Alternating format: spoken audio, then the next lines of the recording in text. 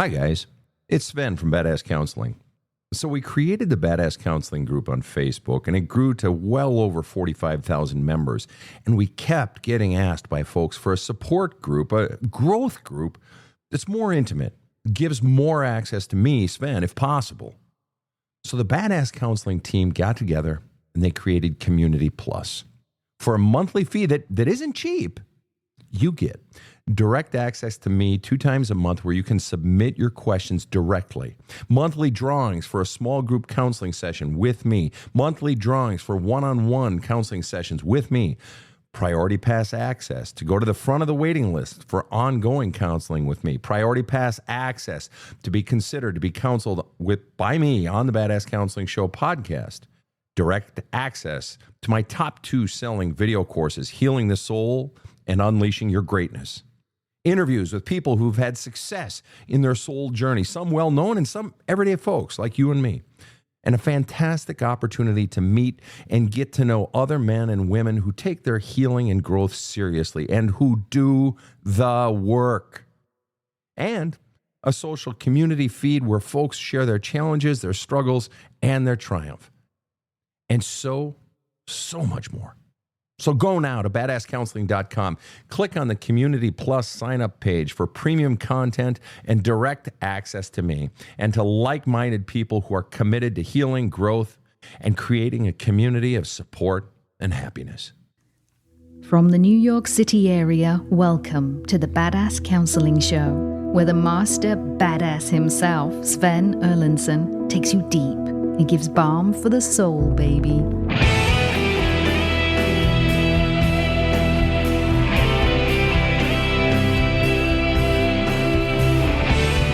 Well, good day to you, fine people. It's great to have you here.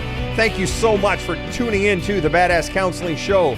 Whether you are tuning in from Germany or, Pennsylvania, maybe you're in from D.C., maybe you're in from Orlando or way down South Africa, somewhere in this world, you are in your car, you are at home, you're in your garage, maybe you're just laying out in the sun, soaking in a beautiful day or out looking up at a starry sky and listening to us.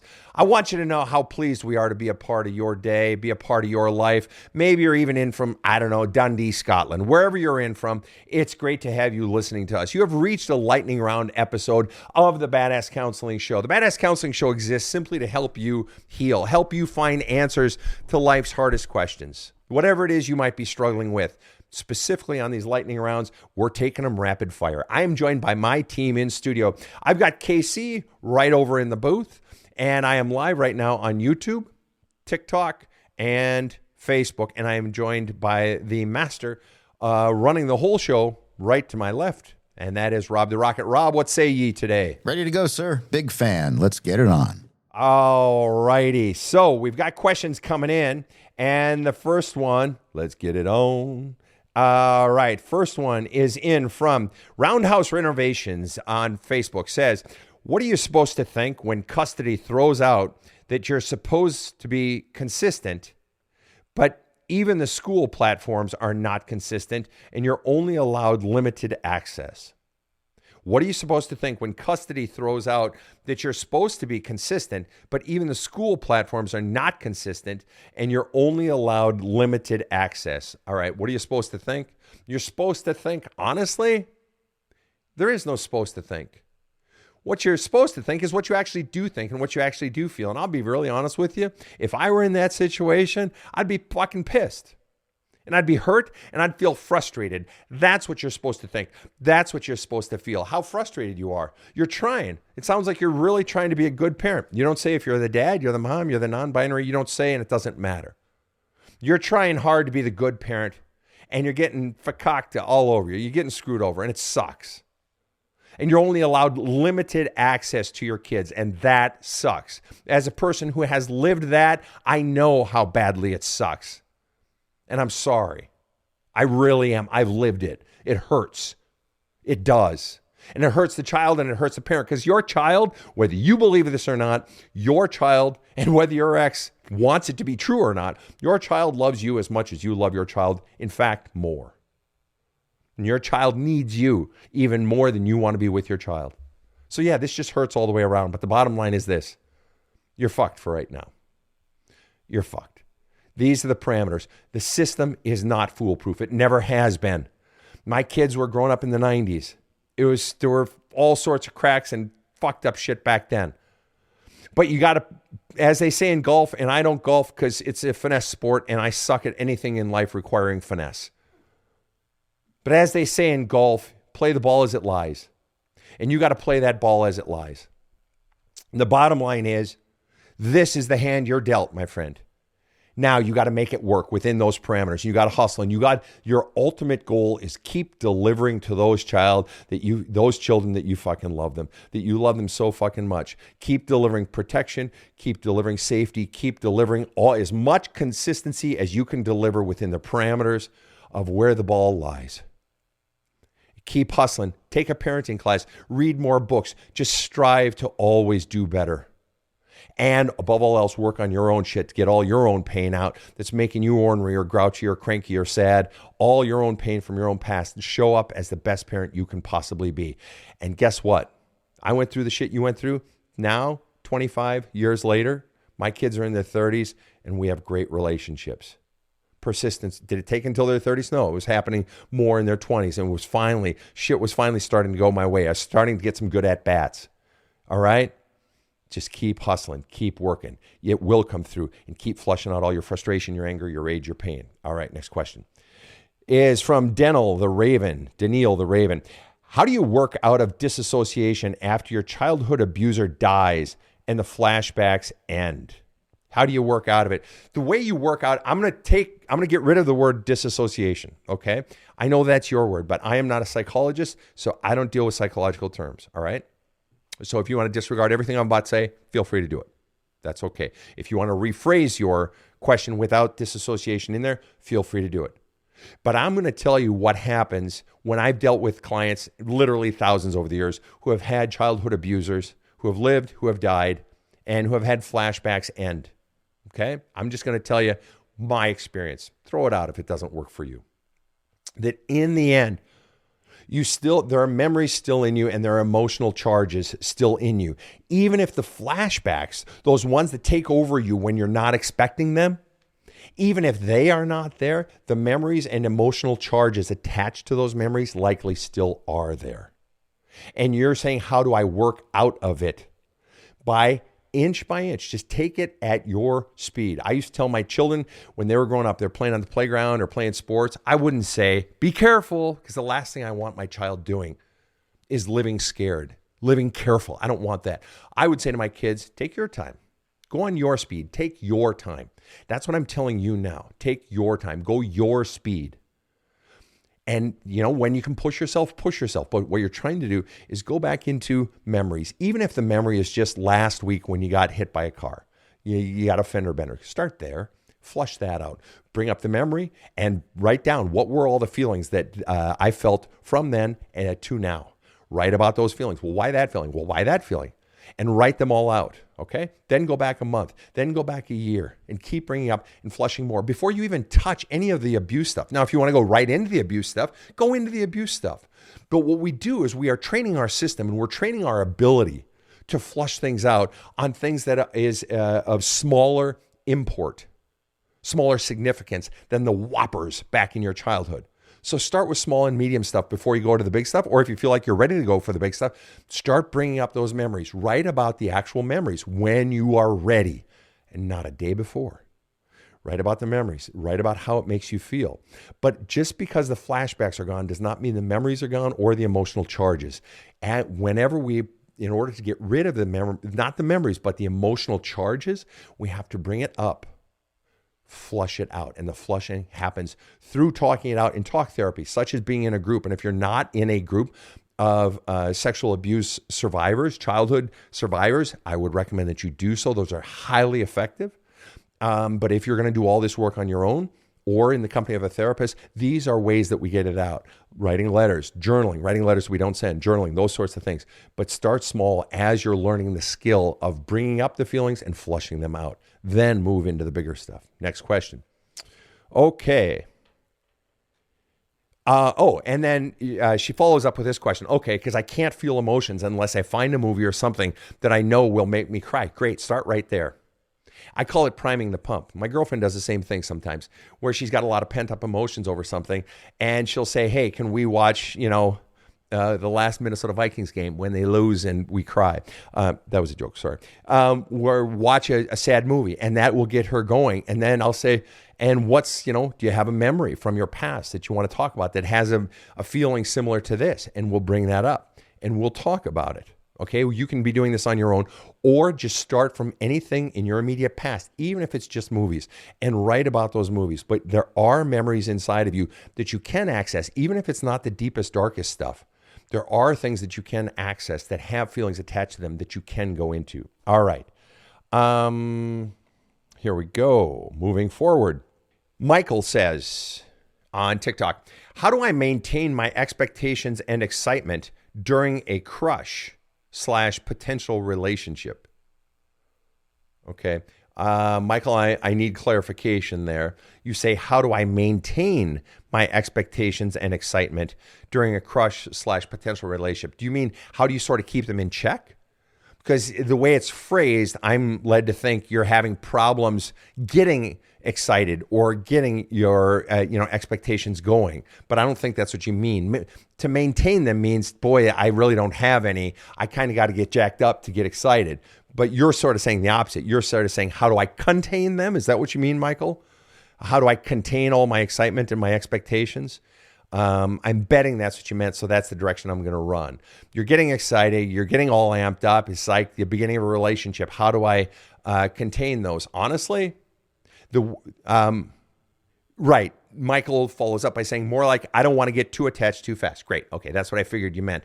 The way you do that, Michael, honestly, is what I was just telling Danielle the Raven about her feelings of sadness over the movie or something like that. You need to be doing that of all crazy things. You need to be doing that with regard to love, longing, lust, the wanting to be with the person. And people say, Sven, why would I ever want to flush out the good feelings of peace or feelings of happiness or feelings of love? Those are good feelings. I want to hold on to those. No, those can be obstructions as well. And Michael has just pointed for us in the exact direction where a good feeling can be an obstruction, can be problematic.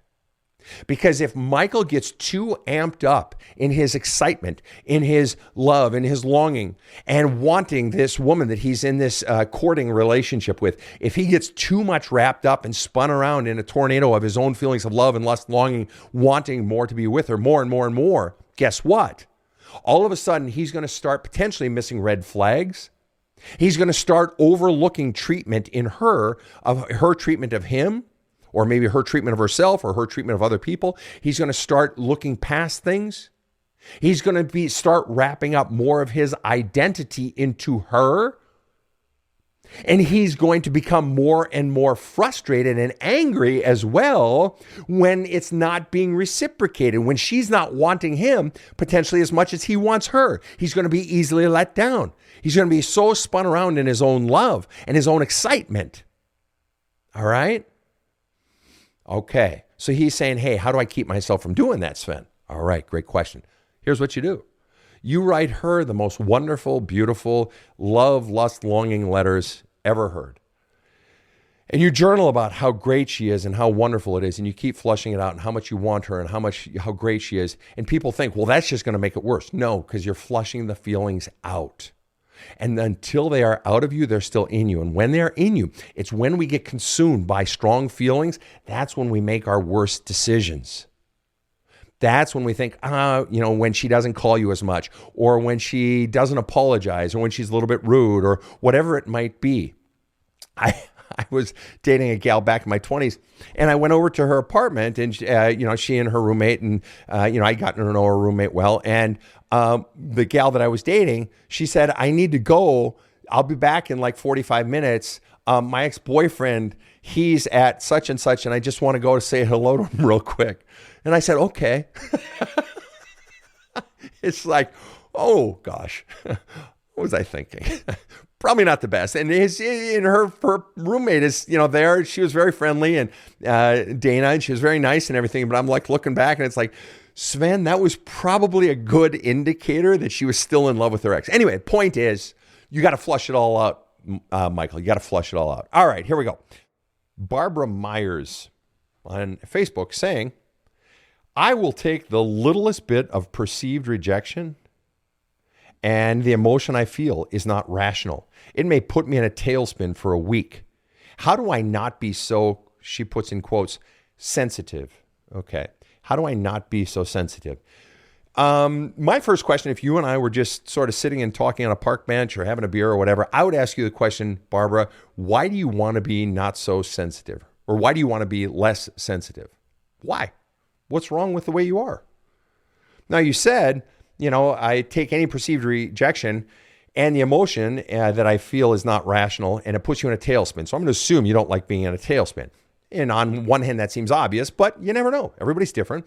But I would want to know that. But anyway, I'm going to take your question. How do I not be so sensitive?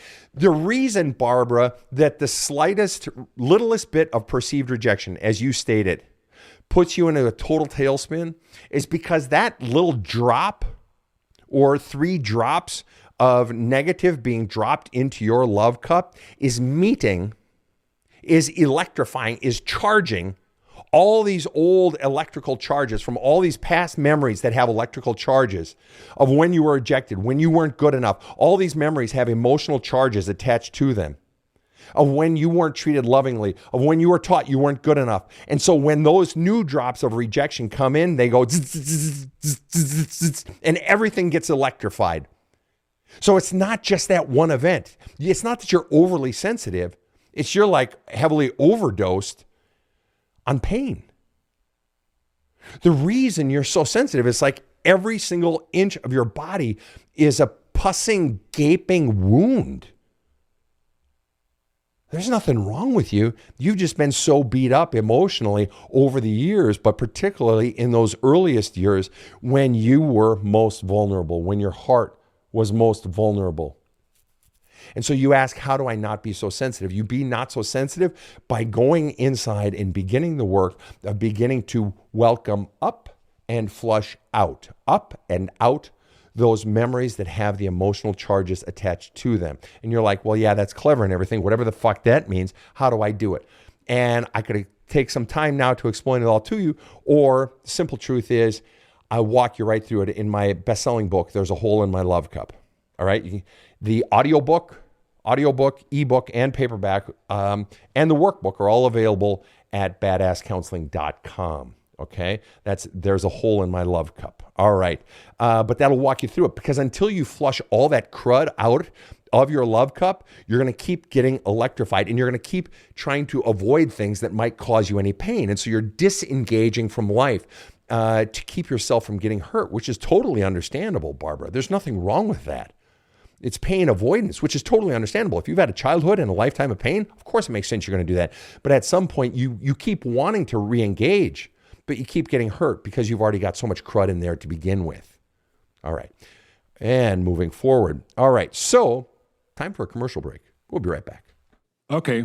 Well, you've heard the podcast. You've listened to other people's issues. Maybe you've studied hundreds of Sven's TikTok videos. Time to stop lurking, face your fears, and focus directly on the one person in your life who can benefit the most from Sven's experience and insight. Now, that would be you. Just go to badasscounseling.com and order Sven's book, There's a Hole in My Love Cup. Or check out his many video courses. Sven found a way to help himself out of a 12 years depression. It worked for him, and it can work for you too. Check out badasscounseling.com today. This show provides soul counseling intended to entertain and inform, and is not medical advice.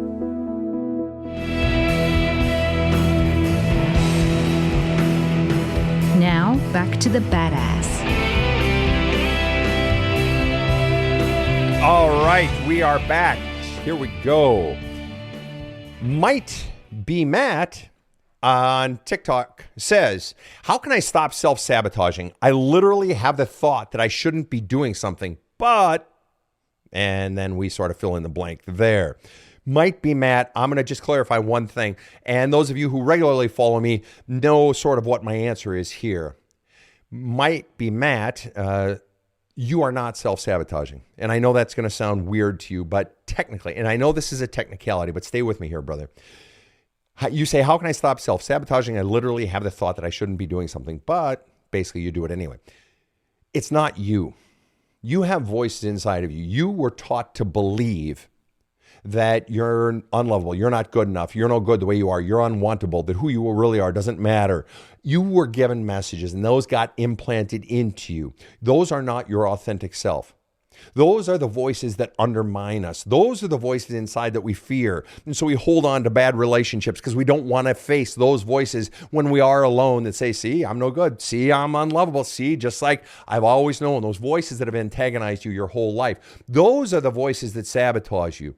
Those are the voices when you have a dream for your life. Those are the voices that drag at you. Those are the voices that undermine you.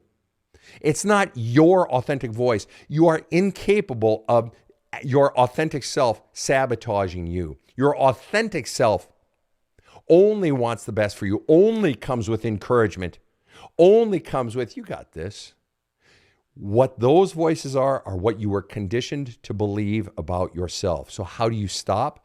You stop by going into yourself. And this is what all my materials are for. 2,000 plus free videos on Facebook, TikTok, Instagram, YouTube, etc. The free videos, the free podcast where I counsel people. I teach you how to begin to do this in my videos where I'm counseling people. Just learn the questions that I ask people. In these questions that you ask here, all of these are tools. My book, There's a Hole in My Love Cup, is a step-by-step process for going into exactly this, to help you begin to identify the voices inside of you, the messages that you received as a child telling you that you're not good enough, you're unlovable, who you are, is no good, is unwantable, etc., etc. But it's going down and beginning the work of extracting those voices. And this is not a process that should take a long time. It's just depending on how deep you're willing to go. All right? And the more you get those voices out of you, the less you are sabotaging yourself and the more you are in tune to your authentic self. And you're simply flying in the direction of your passions, trusting your own inner voice. And that doesn't mean that everything, every single moment of every single day is glorious and rainbows and cotton candy. No, what it means is you're in tune to your own voice. And that means anything that it looks like a cul-de-sac or a dirt road is still coming from your authentic self. And you're going down that cul-de-sac because it's what you've chosen. And you need to go there for whatever reason that may be. All right, next question. Okay. Patty on TikTok says, so what do you do when you've gotten it out and you know what the issues are? Then what? Patty, that's a great question. I'm not being snarky when I tell you, if you, as you say, gotten it out and know what the issues are, and you say, then what? Then you haven't. If you have to say, then what? Then you haven't identified the root issues and you haven't gotten them out. Because I'll tell you why I know that, okay? I swear to God, Patty, I'm not being a dick here, all right? Or I'm not trying to be a dick. I probably sound like one, sorry. You can, shoot me in the head, sorry. But because what happens, the more we get those conditioned voices out of there. It's like, I'm from the far north, all right? I was literally born way up in northern Minnesota, right on the Minnesota-North Dakota border. Technically, the hospital was in Fargo. All right. And way up in the far north and in other parts of the country, in winter, what happens? The winds blow and the remaining leaves that were on the trees, they all come down in late fall after you're done raking. You're like, fuck, I'm done raking. And they come down, and then the mud and then the slush and then the ice and then the snow and then the rain and then the snow and the slush. So come spring, if you want to have, good flower gardens, what do you got to do? You got to go out with a heavy rake because your fucking blower thing that is polluting the environment and bad for your ears, that fucking thing can't blow the heavy pack off of your garden. You got to get out there with a heavy rake. So you're out there with a heavy rake and you're raking off your gardens of that winter pack. And maybe it's 3 inches thick. Maybe in some places it's 12 inches thick. But you have to get that pack off of your garden. And if you do that, those perennials, the jonquils, the daffodils, the tulips, the lily of the valley, the irises, the peonies, they all grow up effortlessly. There is no then what. If you remove the pack, your authentic self, which is already in you, who you really are, what you feel passionate about doing with your life, what stirs your soul is in you. It's not out there.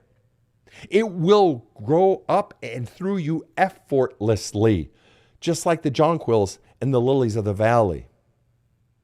And so if you're asking the question, well, I've identified all my issues and I've gotten it out, then what? You haven't. It means there's still pack. There's still deeper stuff that needs to be going into. And so I would ask you, have you read the book, There's a Hole in My Love Cup? And if you haven't, you need to. But if you have, I would ask you, have you done the actual journaling questions and done them in writing in the book? Because there's something deeper there. And even if you have done that, then the question I'd be is, what is the one thing you least want to look at? If you're stuck in your own self-work, or even if you're working with a therapist and you feel like you're stuck, okay? I would ask you this simple question. What is the one thing you least want to talk about? What is the one person you least want to talk about in your therapy or in your journaling? What is the one thing that's still just too sensitive to touch? Or maybe you said to your therapist that I don't ever want to talk about that. Okay. What is that thing, that sensitive thing, or what is it for you? Or who is it for you? What is it? That's where you need to start digging. Right there. I'm not saying that's your only thing, but that's definitely your hot one. That's where you're going to yield the most fruit, at least initially. If I get a client saying to me, oh yeah, but we're not talking about that. I will talk about anything but that. I'm like, oh, you must have thought you were getting fucking wuss counseling. No, it says badass counseling right there on the door. All right. No, we're going exactly where you don't want to go. Well, I don't want to go there. I don't give a shit. You're paying me to do my fucking job. Now get the fuck out of my way and let me do my fucking job. That wasn't to you, by the way. That was to my mythical client I was talking about. Rob's got a question over on YouTube. Go ahead, Rob. Sven, over on YouTube, Jennifer has a situation. She says, what would cause a woman to be very forward with my hubs despite boundaries? She's insecure, maybe autistic. I've confronted her about it. She plays the victim. It's manipulative and icky. We have a small community, so is there any good option besides exiting our friend group? The thing you don't mention, what's her name? Jennifer. Jennifer, the thing you don't mention is why you haven't confronted your husband. Or even if you have confronted your husband, why is this an issue? Why is this an ongoing issue? Why has your husband not solved this?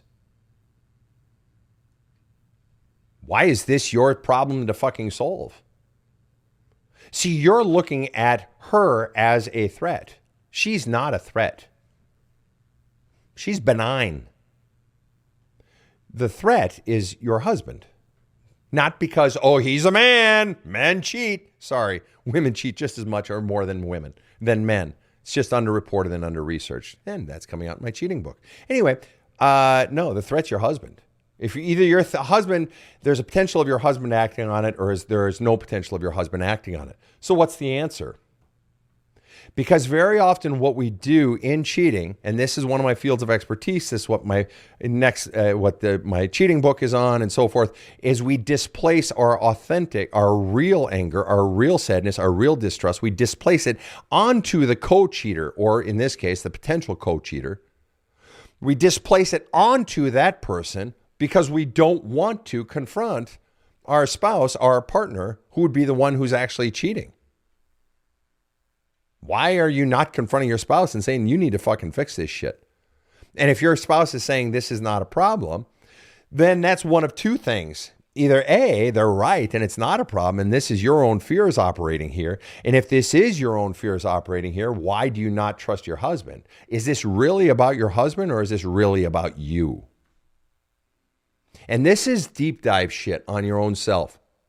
See, I always tell people that, we really have to be careful with fear.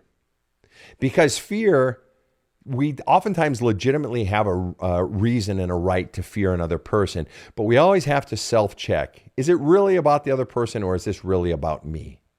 Now, in your case, Jennifer, I don't know if this is an issue with you or if this is an issue with your husband. But you've got to ask yourself, do you have any reason to believe? Do you have any history, any reason to believe at all that your husband would cheat on you or act untoward toward you? And if you don't, then it sounds like this is your shit, not him. In which case, you can go to him and say, hey, can we talk this out? This is my shit and I have these feelings and so on and so forth. And maybe he's willing to help you out. And, quite honestly, a good husband might say to you, honey, I'm willing to, I'm not going to be outright rude, but I'm willing to, be around her less or whatever. But the bottom line is, honey, you got to look at your shit. because I've done nothing to make you ever think that I would cheat. This is about you. And then you have to pull your share of the weight. And you got to start going into your own fucking fears. But if this is about him, and he has given you reason to believe that he would cheat again, well, then why the fuck are you looking at that woman? She's not your problem there, young lady. Your husband's the fucking problem. Why are you not confronting him? Well, he says he wouldn't do anything, blah, blah, blah, blah, blah. Are you buying it? Then why are you going to that woman? Do you really think, if he has cheated on you before, do you really think removing temptation is actually getting that removing the problem? The problem's inside of him. The problem's not the woman. If it's not this one, it'll be some other one. So is the problem him or is the problem you? It has nothing to do with that other woman. All right. Next question. By the way, did she answer? No, and I have to say I'm impressed, Sven. You went in a direction I did not expect. It was great. All right. Doing a little Nolan Ryan, throwing some curveballs, throwing some fastballs. You're not going to see what's coming today, folks. All right. Oh, and 00713 on TikTok says, when he said Dakota, I knew he was from Dakota. Yeah, right. Oh, maybe you did. All right, next question. Dawn Jones, not the Dawn Jones I know from my hometown because she spells it differently, but Dawn Jones says, how long of a mourning period for the death of a dream/fantasy/relationship is healthy? The simple answer to that is there is no right or wrong length of time. There is no right or wrong length of time. What there is it all out of you or not? And the way you actually know is I would press you on this, Dawn, and I would say, have you really gone into...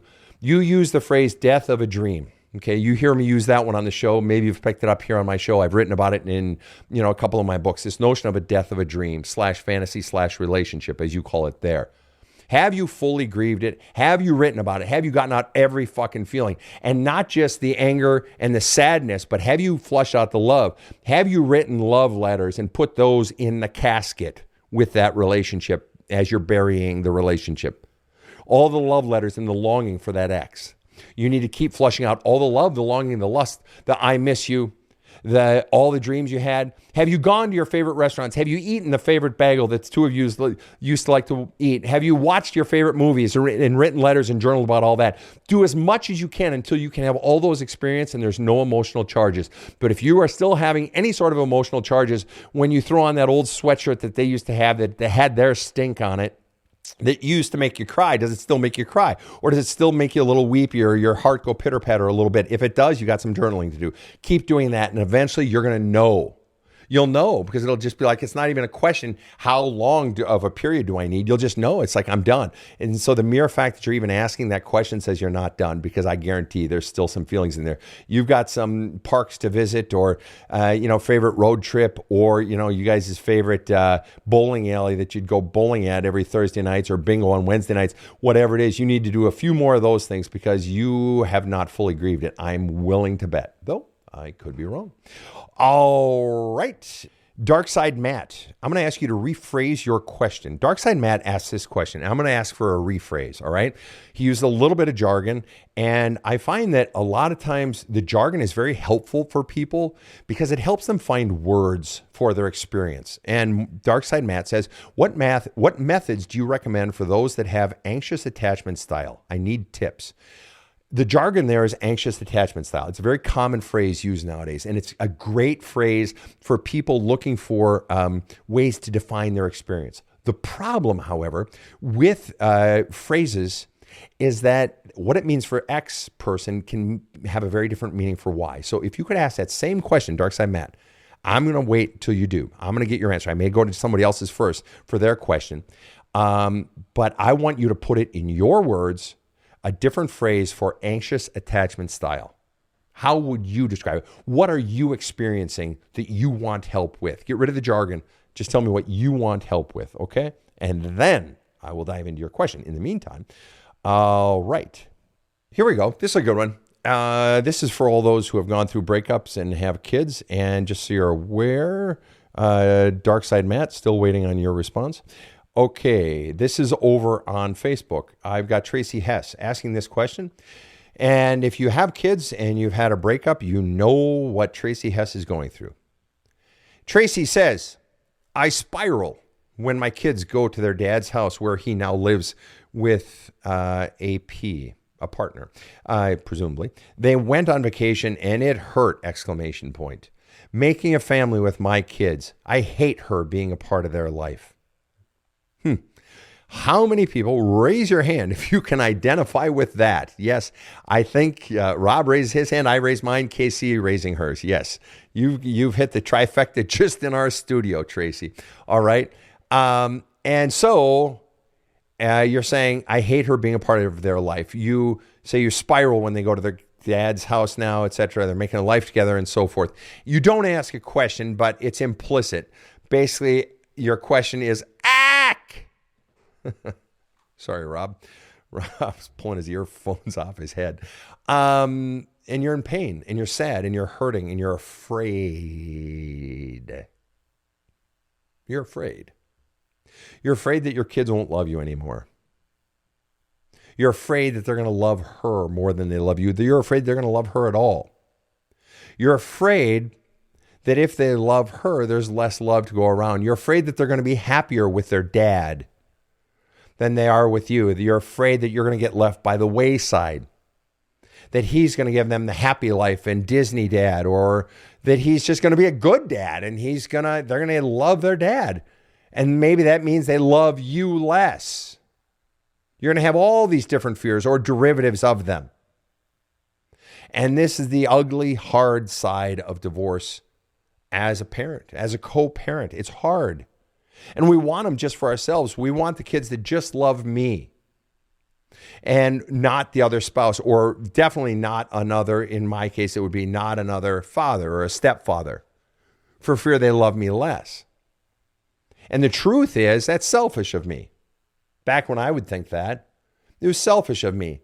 Wouldn't I want what's best for my kids? That if I can get another person in their life who loves them, who treats them well, wouldn't that be a good thing? So this is my fears. So I'm being selfish. I'm saying, no, I just want it for me. So what is that saying? I used to journal on this exact shit, literally. So we're tearing pages out of my personal journals here, okay? So I'm not dogging you here. I'm really not, Tracy. I'm really not. This is me. So I'm journaling in my own stuff, and it's like, well, Sven, what's going on that you don't want your kids to have a life with their mother and have, if she has, a man in her life who's a great guy and is good to them, how is that not a win for your children? Don't you want that? Yes, but I'm afraid they won't love me anymore. Or they'll forget me, or they'll love me less, or want to spend less time with me. Well, then what's that about? Isn't that about your shit?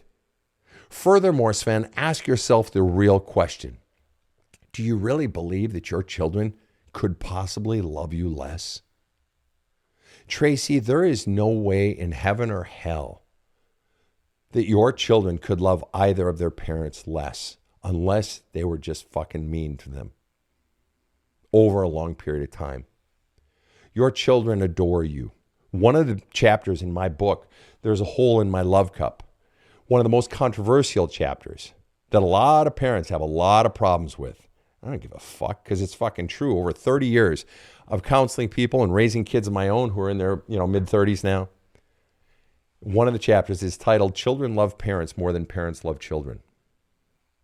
For as much as you love your children, Tracy, your children love you even more. They want nothing more than to be with their father. They want nothing more than to be with their mother. And to be happy. They want you to be happy. They love you. That love is not in question. It's only in question in your head. It's only in question in your fears. And the more those fears take over you, the more they ruin your life. At some point, it's just like a relationship with a lover. It's just like a relationship with a friend. At some point, you have to trust that this person actually loves me. What would it take for you to actually trust that your children love you? All right?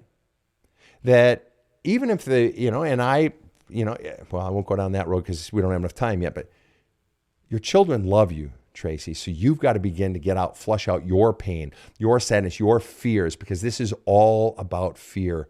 And you are grieving that you're not seeing your children every day, that they are having fun without you, and that makes you sad. All of the sad parts of this, all of the angry parts of this, all of it, you need to begin flushing out. Otherwise, you're going to be miserable every moment of your life that you're not around them, and that's just not a healthy way to live. And your children need you to be healthy. They need you to find your own sense of happiness and sense of purpose in life. Why? Because you are still an example for them.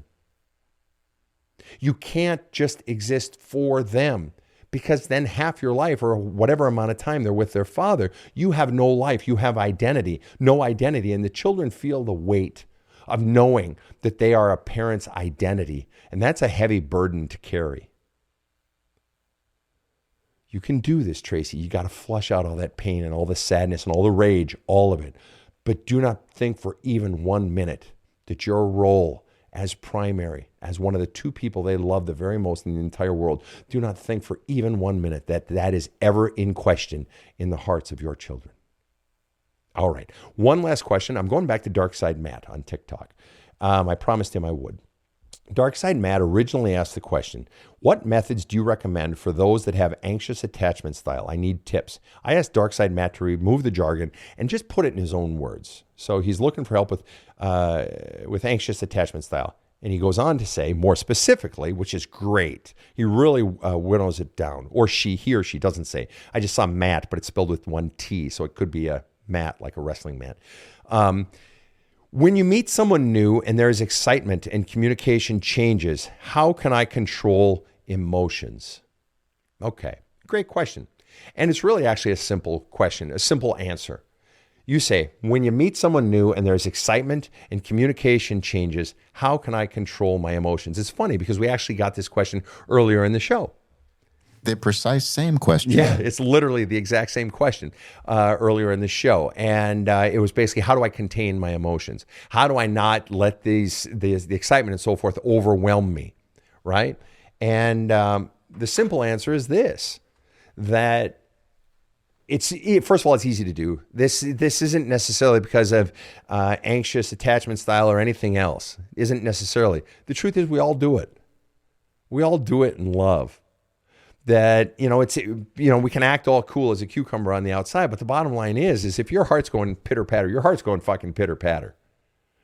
And even if they're not showing, or if someone's not telling you, whether it's your best friend or your actual lover or somebody else, their brain is thinking, well, I wonder what this person would be like. Or, gosh, maybe, find love, and maybe this will be the person that I'll spend the next 5 years with, or maybe the next 50, whatever it is.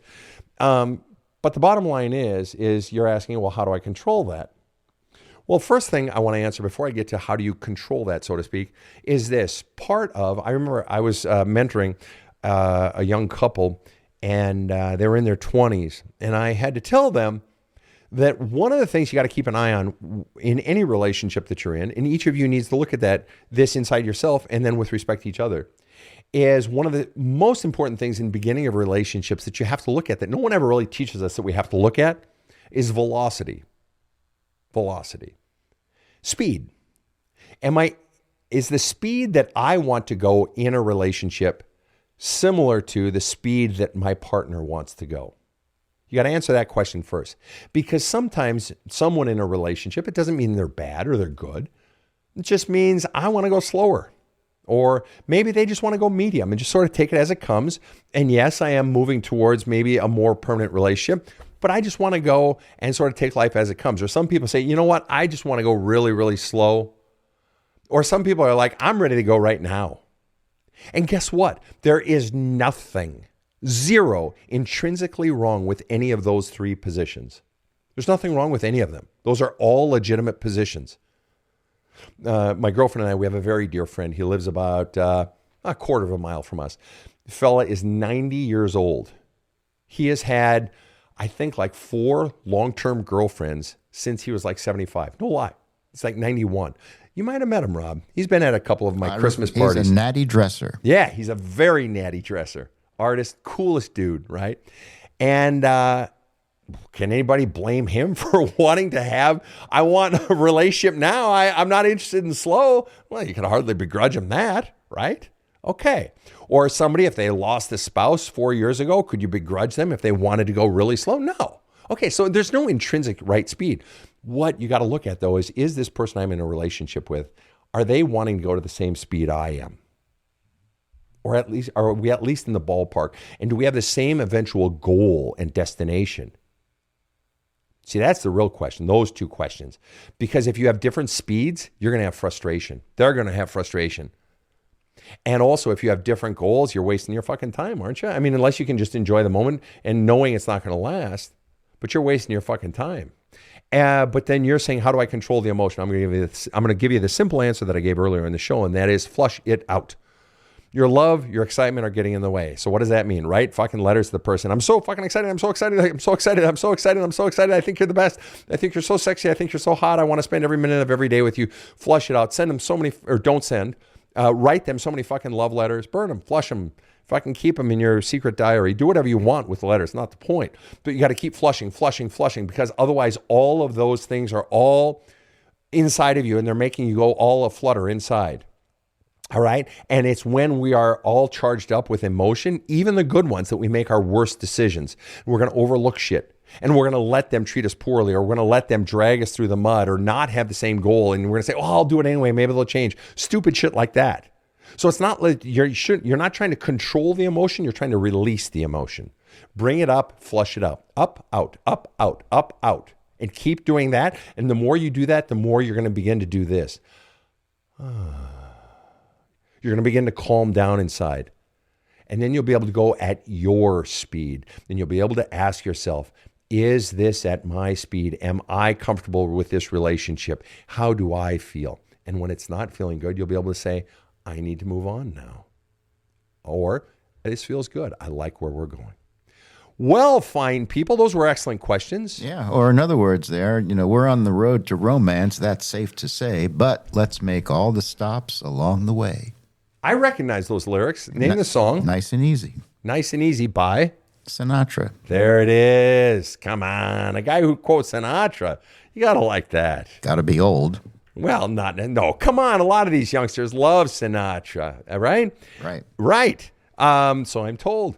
Well, folks, for those of you who have given us questions today, such fucking killer questions, I want you to know that we are so grateful for your questions. It's so helpful for other people. We get people tuning into the show who love our counseling episodes because it's helping them to do their own counseling work. They find that it pairs up great with the books, Badass Wisdom, and There's a Hole in My Love Cup. A lot of people love the counseling shows, but then I get people saying, Sven, I just love the lightning rounds. I love the lightning rounds because the lightning rounds, it's always so different. The questions are always so diverse. So thank you guys for making the lightning rounds with your kick-ass questions. Rob, you get the final word today. I already had it. It was the quote. I'm very happy to have related that. Very good. Very good. And KC is saying she has nothing to say. We wouldn't hear her anyway because she's in the booth. So thank you, fine people, for tuning in. And on behalf of my team, have a kick-ass day. The Badass Counseling Show is strictly copyrighted. No copies may be made without the express written consent of the Badass Counseling Show, LLC. The Badass Counseling Show is produced by Karen Camparelli and Robert H. Friedman. Executive producer Sven Erlandson. Original music by two-time Emmy Award-winning composer Trevor Morris. Have a kick-ass day.